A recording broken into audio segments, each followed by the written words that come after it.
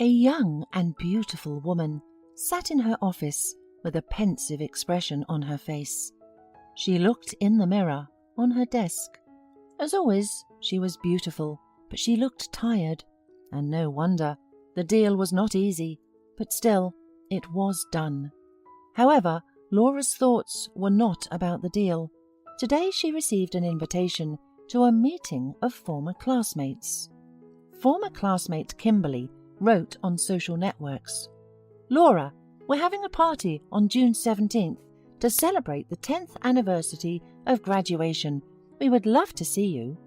Laura thought with surprise that 10 years had already passed since then, and wiped away an unwanted tear. And the tears were not tears of nostalgia. It so happened that Laura's most horrible memories were associated with the school years. Just the thought of them made Laura shiver, though it was warm in the office. The message from the head bully of her class looked like a mockery. Back then, years ago, her classmates had laughed at her poverty, and now they suddenly wanted to see her. Laura was pleased to note that Kimberly didn't look good. Her page was closed, but her former classmate's face on her avatar didn't look good. But she had once been the best-looking girl in her class. "Well, why am I hesitating then?" grinned Laura to herself. "Of course, I'll come and show you what I've become. I'll give you a real surprise." Quietly for herself, Laura was immersed in memories. She tried her best to push them away, but there was no way. Laura disliked to talk about her childhood. So few people knew that it was hard and joyless. Her life would probably have turned out differently if not for a terrible event. It divided Laura's life into before and after.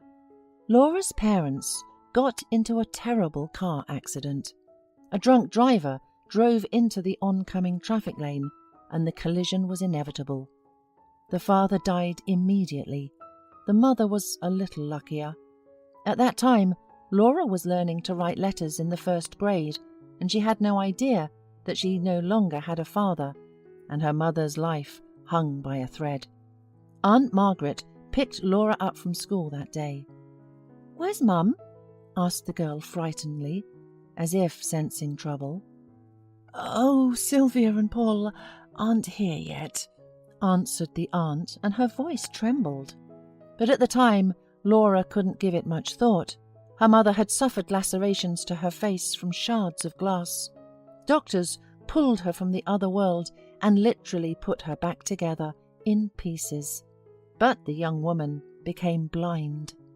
When Laura saw her mother with a bandage over her eyes, she screamed wildly. The blindfold looked too ominous. Laura had only once seen her mother cry, but more than once she heard her silent weeping when she thought no one could see her.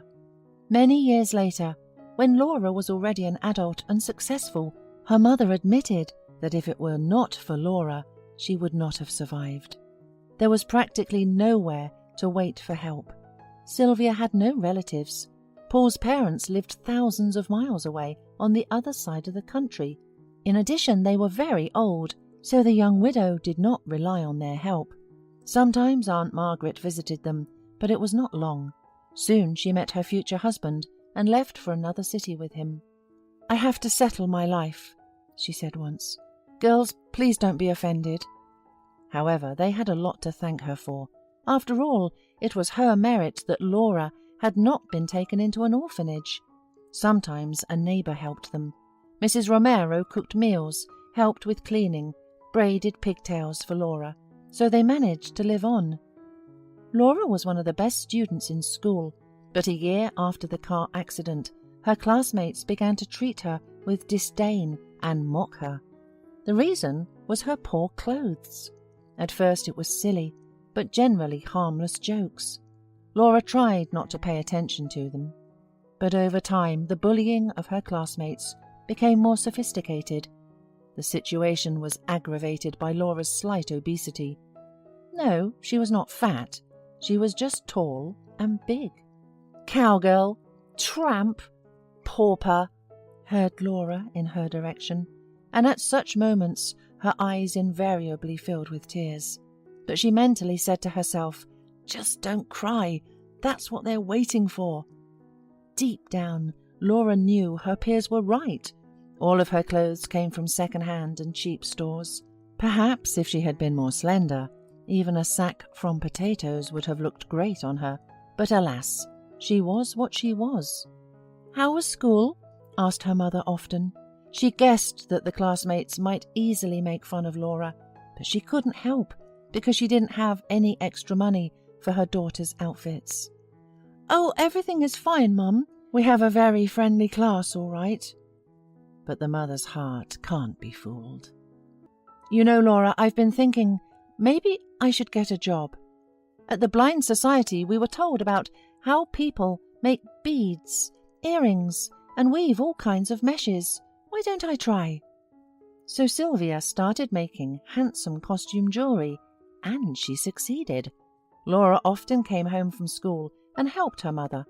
Occasionally they were joined by their faithful neighbour, Mrs. Romero. Laura delivered the completed items to stores or art salons. Mrs. Romero advised to sell them at the market, but Laura rejected that idea at once. "What if my classmates see me there? I have no normal life at school, even without it," she thought, and said aloud, "Oh no, after school I usually have no strength left." The handmade goods, though infrequent, but were bought. Of course it was a modest sum, but some kind of income. In 8th grade, Laura fell in love with Rick, the son of rich parents, the main playboy at school. She knew that Rick was friends with Kimberly, but continued to dream of how she and Rick walk down the street holding hands, and then he kisses her, proposes, falling on one knee and giving her a ring. The graduation party was approaching. Laura would like to be stunning. What if Rick, seeing how pretty she was, will pay attention to her, ask her to dance, and then love and a beautiful wedding? With the money she had saved from the sale of the beads, Laura bought an inexpensive but cute dress. "Hey, Lady Bum!" exclaimed Rick when he saw Laura. "What's that rag you're wearing?" Next to him, Kimberly stood in a stunning outfit and giggled nastily. The rest of the classmates also came up, anticipating the show. "Guys, let's take a picture," called the class teacher. "Just don't stand next to that beggar, or she'll ruin the photo because of her miserable appearance," laughed one of the classmates. "Have you heard what people are saying?" Rick said when he heard those remarks. "Get out of here, ragamuffin." Laura turned around and, hiding her tears, walked away. No one tried to get her back. She wandered around the city half the night, and when she got home and her mother asked how the prom went, the girl replied that everything was wonderful and went to her room. Laura cried into her pillow the rest of the night and swore that one day her classmates would regret everything. Amazingly, the next day it was as if God had rewarded Laura for all her suffering. "Laura, are you awake already? I have wonderful news," she heard her mother's voice. "I got a call from the art salon. Some rich foreigner bought our jewellery and he ordered more." "How great!" exclaimed Laura and threw herself on her mother's neck. From that day on, things in their family went uphill. George had lived for many years in Great Britain and came here on business. He was touched by Laura's and her mother's story and said, "I'll help you. Once I was poor too, but now I do not need anything, and you'll be fine." And George had not deceived. Now Laura owns 2 clothing and accessory stores in the capital city. Sylvia underwent the most complicated surgery in Israel, and now she can see with one eye. As for Laura's overweight, that too has faded into oblivion. After training with the best trainers, any model would envy Laura's figure. Shaking off the remnants of memories, Laura firmly decided, "I'm going. I've been waiting for this for a long time." A meeting of former classmates was already in full swing at the restaurant. Live music was playing. The room was decorated with balloons and flowers. Our beggar girl isn't here yet, remarked Kimberly. Does it bother you that much? Grinned Rick. No, it's just interesting. I invited her, and I even wrote her what restaurant the party would be at. I guess she can't afford it, said Kimberly. She's probably just sitting in some hovel with a drunken hobo now, laughed Rick. But suddenly, a slender, dark-haired beauty in a gorgeous, shimmering dress entered the scene. Well, who missed me here? Didn't you wait to me? Said Laura, and laughed, seeing how stunned everyone in the room was. Don't be angry, my dears, but I did a little research about you, and I made a surprising discovery. It turns out that none of you, with a few exceptions, have achieved success. Kimberly, is it possible to get so fat? At your age, do you remember when you used to call me fat? Yes, you laughed at that time, and now I'll laugh. You don't mind, do you? Kimberly blushed but did not answer. Meanwhile, Laura came down from the stage and approached Rick. It was pathetic to look at him. His front teeth were missing, and his baldness and shortness of breath made Rick look like an ugly drunken man. Laura knew that he had gone downhill since his parents' death. So, Rick, who's the beggar and bum now? She asked with a tender smile. The people present felt uncomfortable. They were ready to fall under the ground. Everyone stopped laughing all at once. In the silence, Laura confidently opened a bottle of Dom Perignon and poured herself a glass. Okay, my dears, I'll drink this glass to you and to myself. She drank to the bottom and looked around slowly and said, Oh, and by the way, don't worry. As usual, I'm not going to spoil your party or the pictures with my presence. So, eat, drink and be merry. And I have to go. Business is not waiting.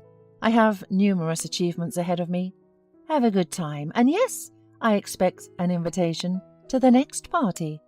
After this speech, Laura walked out with her head held high, while everyone was looking silently in her wake. Now, Laura has finally let go of the past.